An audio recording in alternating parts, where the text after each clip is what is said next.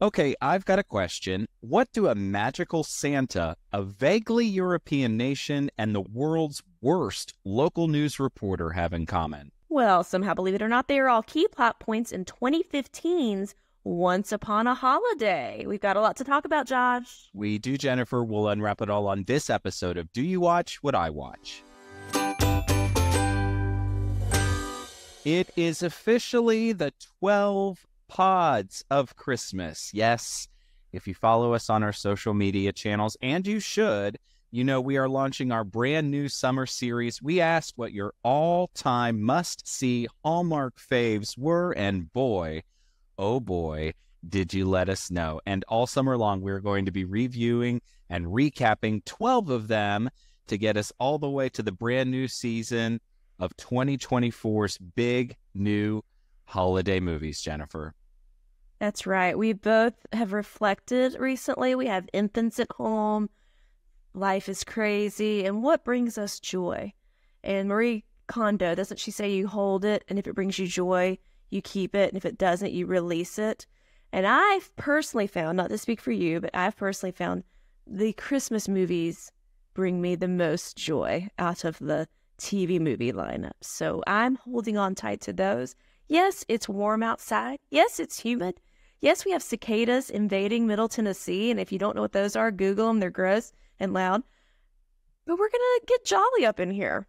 So let's get started with the 12 pods of Christmas. Number 1, here is the plot summary for the very first one, Once Upon a Holiday. It's a brief one. When a princess escapes her entourage to explore New York City over Christmas, she meets a young man who shows the beautiful stranger his side of the city. Ooh, sounds salty. I know. His side of the city. Let's get to it. Scandalous. So, Jennifer, you may not realize this, but this movie actually has an alternate title, I think because it was also released in apparently French, probably in Canada. Okay. Yes. So it's Escapade Princière. I know my high school French teacher would hate me for the way I just pronounced that, but it translates, again, according to Google, as Princely Getaway. Okay. Kind of tracks. Kind of tracks. I'll take it. Sure. So listen, guys, if you're checking out the podcast, you can learn something too. I know. Put it on for your kids. They've learned something. Everybody's happy. Everybody's happy. So we open to a snowy New York City and a rather orchestral version of Deck the Halls interspliced with a snowy Christmas train set. A little girl, Katie, is super bummed that her parents are busy, big deals, and Mom gives her a camera and says, it's time to go. So instantly, we fast forward 20 years, of course, and Katie is back in New York City snapping pictures. It turns out she's a real-life princess. Her assistant, I know, is a pearl-clutching woman named Margaret. She's super stern, and she's breathless with schedule details, and Katie just wants to visit an art gallery. She just wants 1 hour. But when you're a princess of some, I don't know, again, vague European nation, there are demands on your schedule. And it turns out Wasn't the country called Montessori or something? I mean, it wasn't Montessori, but it sounded like Montessori, the daycare. Didn't care enough to actually try to figure that piece Montessori, out. I think is how I wrote it. I'm sure I butchered that too. So yes. Something. Anyway, it turns out the assistant, by the way, is Katie's aunt. So there's sort of like a family thing happening there. We soon meet our male lead, Jack, who works as a handyman or maybe a contractor or something kind of in between. I don't know. He dabbles. He dabbles. dabbles. He's Paul Campbell and he dabbles. That's like He's Paul Campbell and he dabbles. And we get from Go that he is a great guy since they make sure that we see him drop $1 in Santa's red kettle. Jack has all kinds of trouble, meantime, with some skylights and a big hotshot city renovation. Katie, meantime... Skylights are a big deal. They have long lead times. They're prone to leaking if not installed properly. You have to have a really good builder on board, not some fly-by-night guy with a van. And not that I would know from personal experience, but they can be very dangerous. It's high stakes with the skylights. Yes, and he is fly-by-night with a van, but not in a sketchy sort of way. He's in a Yeah. trustworthy sort of way. So stick with us here. Anyway, Katie is chatting with a family friend, maybe. His name is George. Did you ever catch who he was? No, but I was a little uncomfortable with the George Katie relationship. Like in the beginning, I kind of thought they had a thing back in the day, and then I realized, I guess he was just kind of like a good family friend in New York, and so every time they came to New York, like even when she was, because there was a big age difference. Yeah, He was like kind of like a pseudo-dad. unofficial uncle, father figure thing, because both of her parents are no longer with us, right? So, Yes. I think he kind of filled those voids a little bit. Agreed. Anyway, Katie is chatting with him, and she's lamenting her role as a public figure. She's really tired of waving as the representative of a tiny nation, she says. And we learn that Katie's parents have passed. She loved Christmas, the mom did, and she always wanted Katie to chase her dreams. Meantime, Jack is off chasing his. He's fixing the power at a magic shop in New York City, which only requires him to flip a few breakers. So, well, okay. Call me an electrician then. There you go. I can do that. I can even do that. I can change a light bulb too, if given the time. Seriously.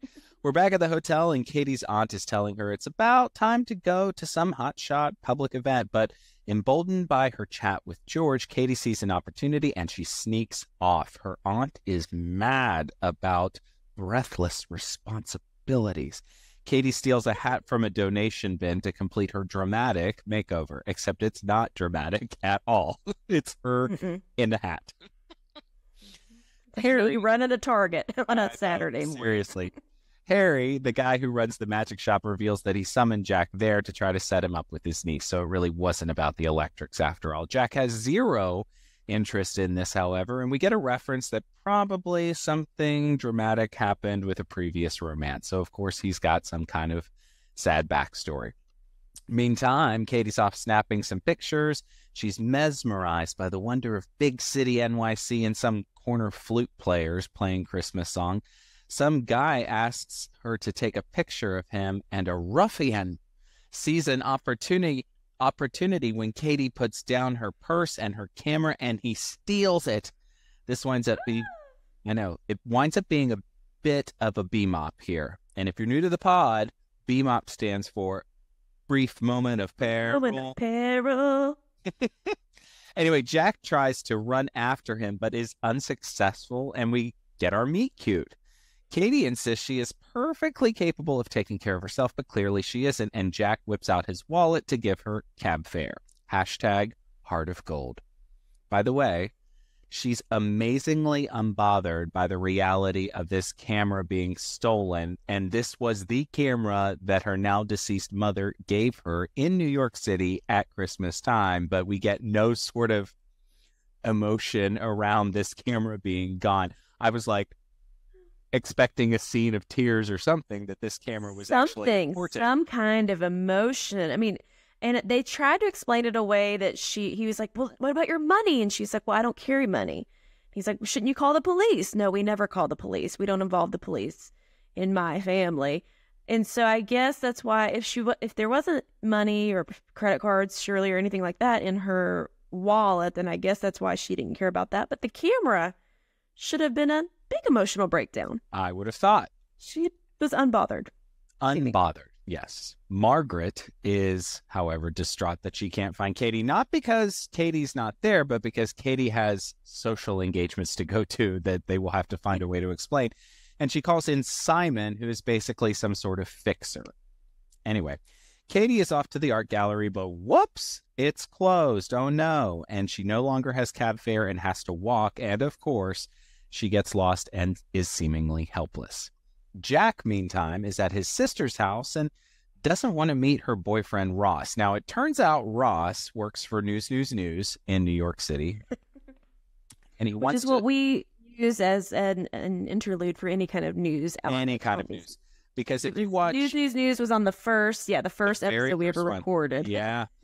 And it's stuck with us ever since. Because the reality is, dear listener, there are vocationally a number of tropes that we see time and time again.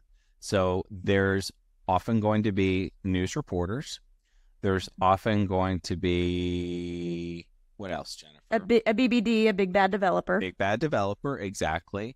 A red pea coat. Red a pea female coat. lead with a Yes. Probably small an town artist, charm, townies. photographer. Yes. Yeah, exactly. definitely a creative. A struggling royal is definitely a trope. So Yes. So we get news, yes, news, Ross and this. Hargrove is with news. Yes, and like most TV news reporters do, he wants to watch himself on TV. So we get that he's got a huge ego. His sister wants to fix him up. So this is Jack's sister, wants to fix him up with a new gal. He's like, no thanks. We learn it's been a year since whatever happened with Gretchen happened, but it's a little short on details here.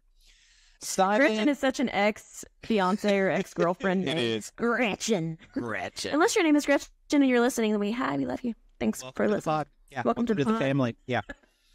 Meantime, Simon the Fixer is hot on Katie's trail. She's wandering in the dark. She stops to look in the window at this charming little Santa party. And of course, out pops Jack, the guy she saw earlier in the day, who calls it like he sees it. She's lost. Things get a little bit flirty.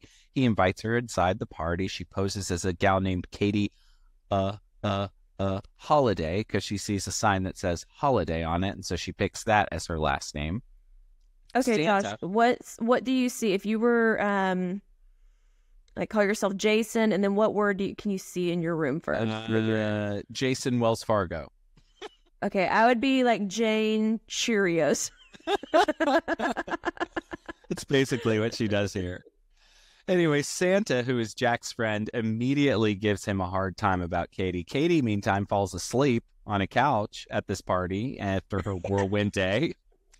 And Jack gives her a lift and saves the day when he finds her locket. Her mom had given her a locket that had pictures in it. It was very sweet. So again, we get hashtag Heart of Gold here. Margaret is seemingly more concerned about the missing social engagements than her literal missing niece. And so breathing niece, yeah. Yet again, there's this sort of emotional gap in some of these characters that's a little weird for me.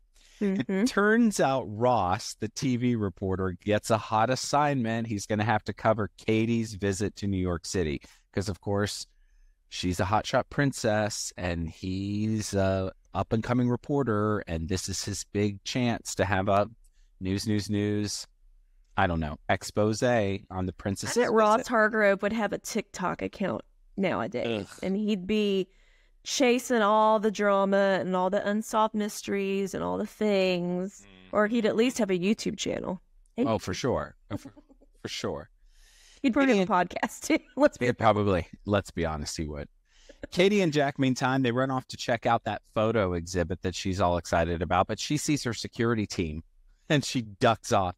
She's missed her big social engagement, the very one that Ross is covering, and he is not nice to his photographer, which is rule number one as a TV reporter. Be nice to your photographer. Not that I would have intimate knowledge of such things, but you know what I'm saying. Of course not. Yes. Word on the street. Yes. Right. So he's sitting there and he's flipping through the program and he sees this picture of Katie, the gal that he's met earlier, and he puts it all together. So later on, he manages to figure out where the princess is staying. So he's clearly going to be essentially stalking her for the next part of this movie. Jack and Katie, meantime, they grab some street meat, which might very well be her very first hot dog. She runs Maybe off. she's better for it now, and then they got her some Tums. Yeah, exactly. I mean, that's really where romance starts, is over a hot dog cart in New York City, you know? She runs off to Jack's work site with him, and she's mesmerized by the stained glass and Jack's assessment of the color that it produces. They talk about the challenge of being your own person, which is tricky for a literal princess, and Jack offers the place as a crash pad of sorts for her, while she doesn't really have a place to stay, and of course he doesn't really know who she is, so he's known her for maybe 7 hours at this point, and it's all moving very fast. She has no identification. Neither one of them know that the other is not a murderer. Right. I mean, it's just, it's a little far-fetched, but I guess she's very sleepy. Hot dogs, that meat must have laid heavy because she's fallen asleep in the magic shop. She's falling asleep at Jack's. It's like any shelter in a storm for our princess. She's just a busy princess who wants to nap. I mean, Princess in the Pea here is what it boils down to. Ross, meantime, is stalking the princess's hotel lobby and being super annoying. Like, literally the worst. Jack summons his sister to the work site to bring some clothes for Katie. She looks like $1.5 million, or whatever the currency is in her European nation. And Jack is officially, at this point, a hashtag smitten kitten. Mm-hmm. We love a smitten kitten.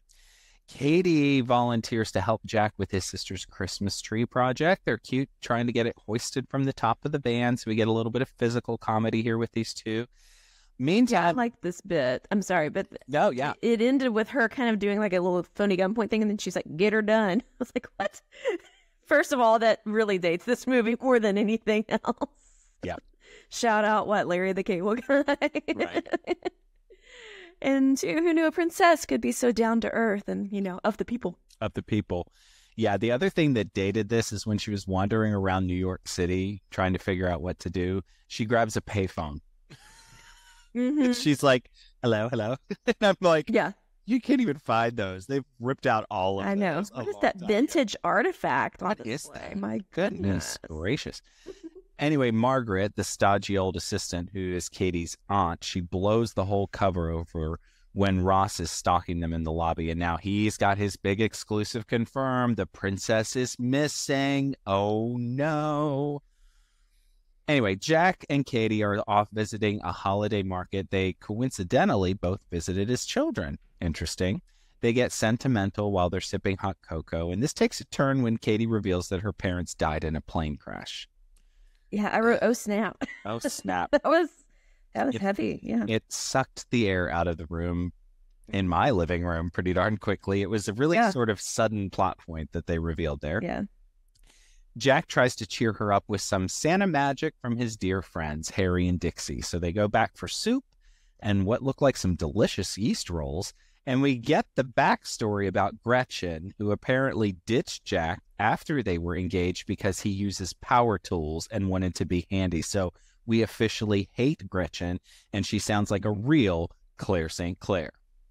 Another throwback, yes. Every female villain can only hope to be a Claire St. Clair. Yes. I think Ross Hargrove was trying to be the male equivalent of a Claire St. Clair. I think so, too. And if you're unfamiliar with Claire St. Clair, go back and listen to our recap and review of Snow Bride, which is a fan favorite, Josh and Jennifer favorite, classic, yes. Yep. Anyway, Katie and Jack are chatting when his sister and Ross stop by to say hello. He meets Katie and, oh, you look familiar to me. And then he reveals that his big hotshot exclusive about the missing princess. And she's like, oh my God, it's all happening. And my cover's being blown. Yeah. Katie's back at Jack's reno and hears Silent Night playing. She pops out to see Jack there sanding some reclaimed wood and is now officially also a hashtag smitten kitten. As someone who does a little bit of handiwork, however, I can almost guarantee you I have never done handiwork to a slow version of Silent Night. You, Jennifer? No, he's just broing out. Just a bro. Just a vibe into some Silent Night sanding. A bro who loves silent. It's not. Yeah. No. Yeah. He's a traditionalist like that, I guess. Yeah. Yeah. Anyway, he gives her an early Christmas present, a new camera. Nice little cute callback there. He says, yep. Do me a favor. Don't just disappear on me. Okay. She clearly won't and snaps a picture of him with her new digital camera. Reminder, this movie is from 2015. I wrote. Yeah. Ross finds... Probably would have uploaded it to MySpace shortly thereafter. Indeed. No, I guess we were Facebooking at that point. Hot and heavy. But yeah, anywho. There you go. There would be a whole album of him sanding. An album. Because we used to do big albums on Facebook. You kind of wonder at this point if Jack would be in Katie's top 8 on MySpace. Yes, indeed. I mean, as fast as they're moving, probably so. Probably so. Next day, Katie spots one of her security guys while she's out and about with Jack by the art museum and plants a kiss on him to cover her tracks. Ooh. Wowza. She decides she has to call George and call off the massive search effort. So she tells George something happened. Interesting. She's trying to buy time to let him know she's a princess, but I can see this oopsie doodle coming a mile away, and his name is Ross. Ugh, Ross. Except she decides to do it herself. And this is where this gets mildly bonkers. As she's just about to do this, here comes Ross. Now, mind you, they are in the magic shop at this point, and he's about as ridiculous as a reporter can be. And presto changeo, Magic Santa literally makes him disappear in some sort of armoire. And giving Narnia, Chronicles of Narnia vibes. This armoire that leads to somewhere. I don't know. And Magic Santa, in the next breath, goes abracadabra, and Katie reappears. Mildly bonkers, like I said. Where did she go? No one knows. That's what I need a movie of. Right? What's the backstory there? The Chronicles of Katie. The Chronicles of Katie. She talks about the traditions back home and is honest. She'll have to go home to vague European nation. Jack is distraught. He plops in his van only to see on the console the camera that he got her. So he flips through pictures of, New York City, the things that she snapped, and she finds the picture of him. So clearly now he knows that she has feelings for him. The piano version of Carol of the Bells here really ramps up the drama of all of it, by the way. Jack calls in a favor. He gets her 1 hour at the art museum. He runs interference when her security detail shows up with the help of a fleet of literal Santas. Up to some vaguely European nation, again, but it's the big Christmas festival that we heard Katie talking about the whole time that she has to be back for, blah, blah, blah. The princess, she made it there. She's not at all excited to be there until the door opens and a slow motion hand extends, in greeting to sort of help her out of the vehicle. Yes. Who is helping the princess? Who could it be? Who could it be? Jack, of course.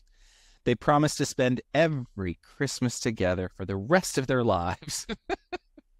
And they kiss as the crowd cheers and bells toll. And Ross is so far out of the picture now, it's beyond over for him. Is he still in the cabinet? Probably is he still in the wardrobe? Trapped. Oh, no.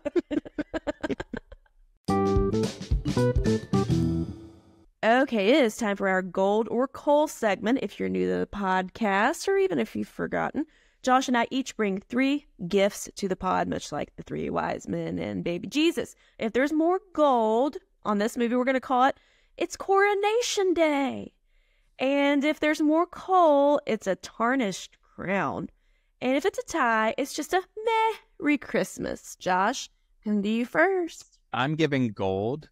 Ross was a sensational villain. I thought he was every bit of a cliche that you think of when you think of a skeezy local news reporter. Played it well. It actually made sense in the plot, and I thought it was really well done. They wanted you to really have a visceral hatred for this guy, and I certainly did. Yes. Yeah, I thought the same thing. He was fantastic. I will give some gold to Paul Campbell, the male lead. Loved him in this. I thought he was really charming. He falls in love too quick, probably. There's some questionable, things going on there. But overall, I thought he was really sweet, very kind, and supportive of her, and is willing to spend every Christmas with her in a foreign nation. So now, where are they going to spend the rest of the year? Are they going to be long distance except at Christmas? They didn't really address that. Is there a dual citizenship thing that they can do? I mean, I don't know. These are the things I think about. You can sand and do skylights in Montessori. Presumably they need skylights there.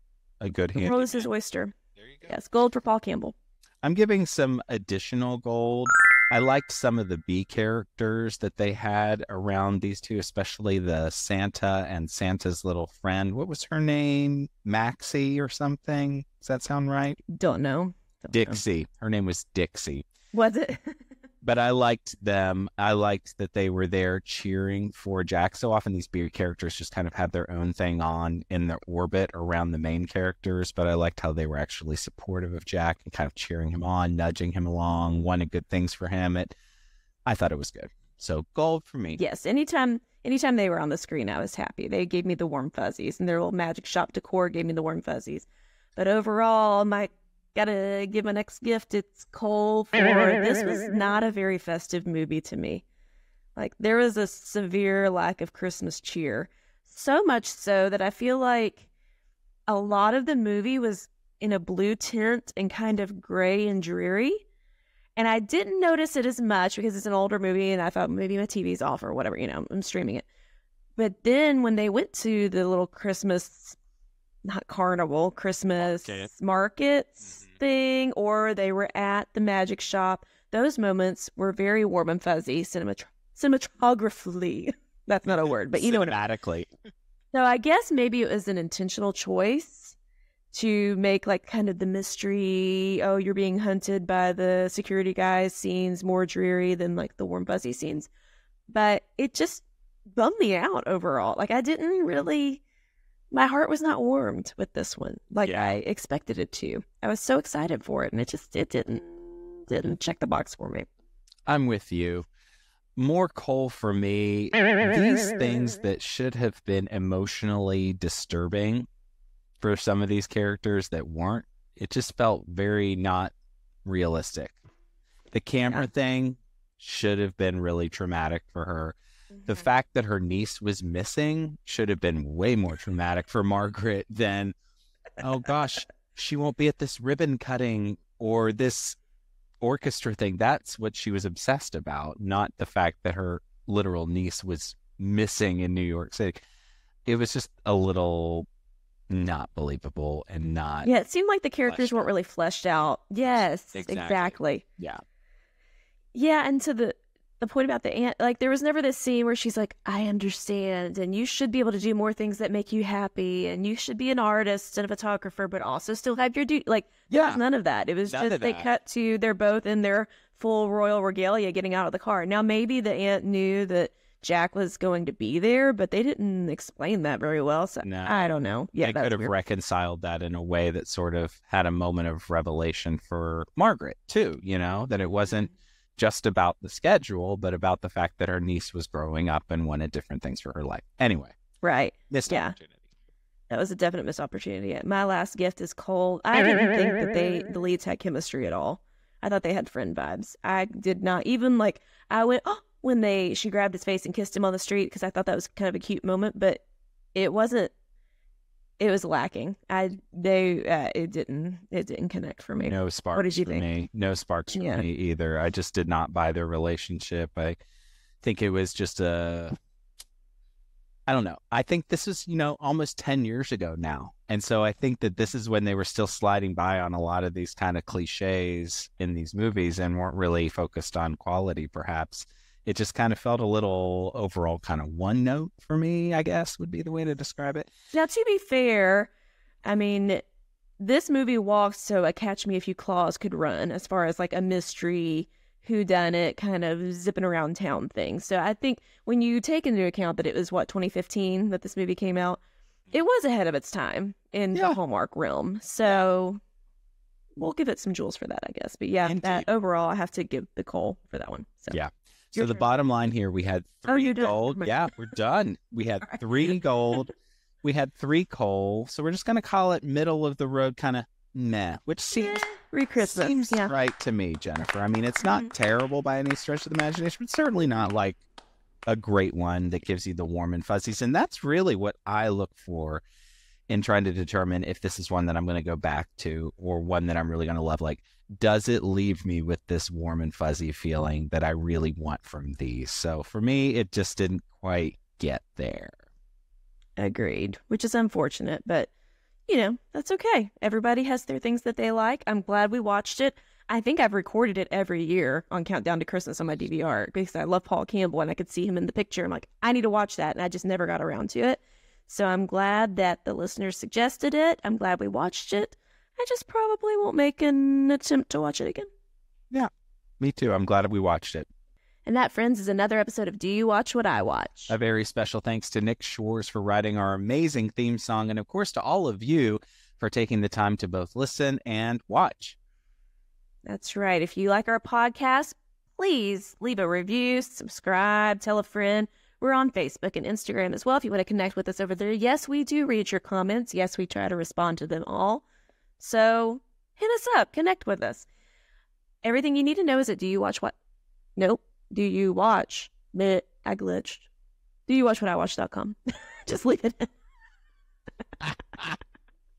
The Grinch was trying to take over. All right. Next time, we are back with the number 2 movie in our 12 Pods of Christmas Spectacular as we recap and review Christmas in Evergreen. This was my pick. So here's the summary. Hoping to spur her longtime beau to action, a small-town veterinarian wishes upon a snow globe that this will be her most romantic Christmas ever. Well, as you can imagine, we'll have much to discuss, but until then... May your days be merry and bright. We'll see you next time.